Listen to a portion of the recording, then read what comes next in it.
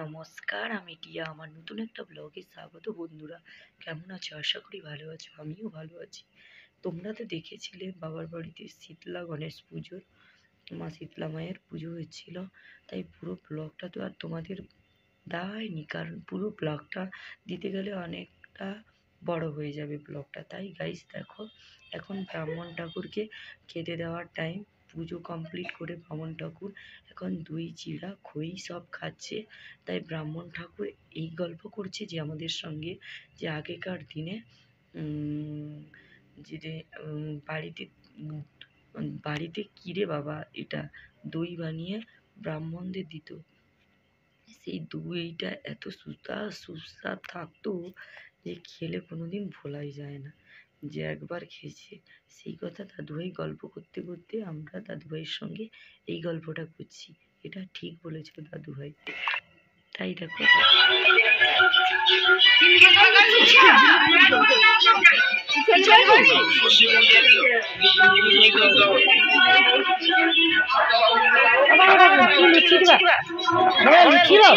আর কি নেব? কি পাইস, মিষ্টি, দই আর লজ্জা করবে তো। মুড়ি নয় কমছি, খই দেবানি।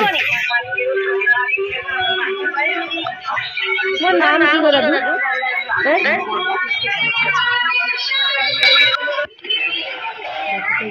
এতক্ষণ দেখলে তোমরা ব্রাহ্মণ ঠাকুরের উপর তারপর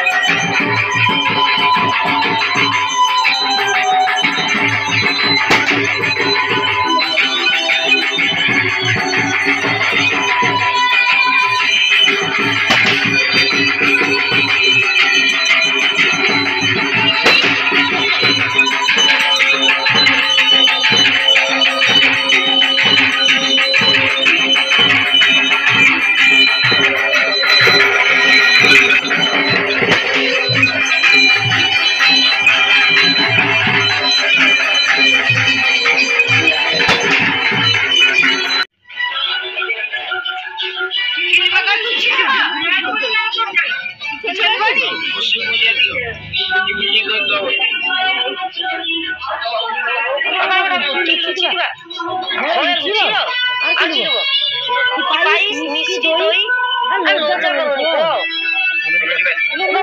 মুড়ি নয় কমছি, খই দেবানি।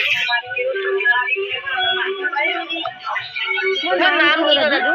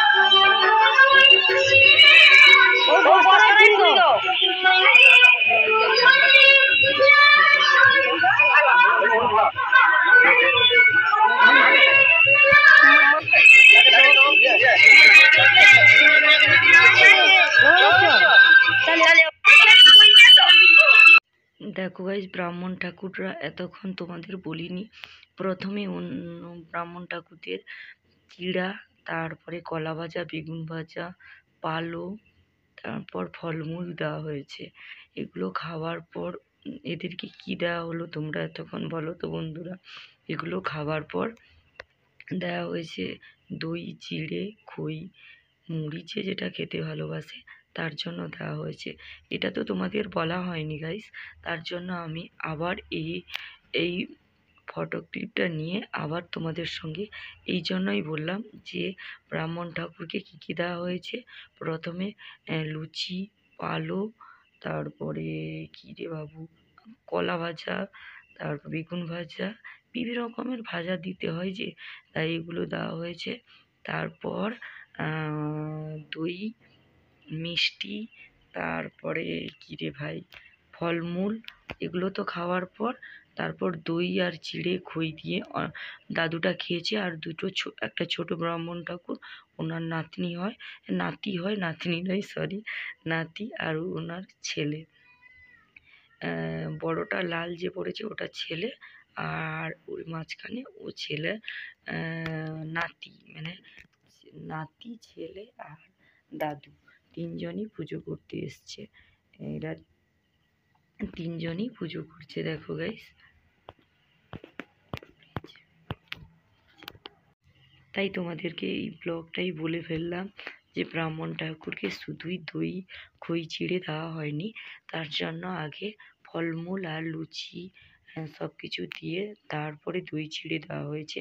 আর ওইদিকে দেখো প্রসাদের তো এমনিতে প্রসাদ হয়েছে, অনেক লোকজন আসবে, তার জন্য ওই প্রসাদ ফলমূল তো কুলাবে না, তার জন্য এইখানটায় আরও বেশি করে ফলমূল কাটা হলো, আরও এক্সট্রা এক বড় শালতির। ওকে বন্ধুরা, বেশি কথা বলবো না, পুরো ব্লগটা দেখতে থাকো। টাটা।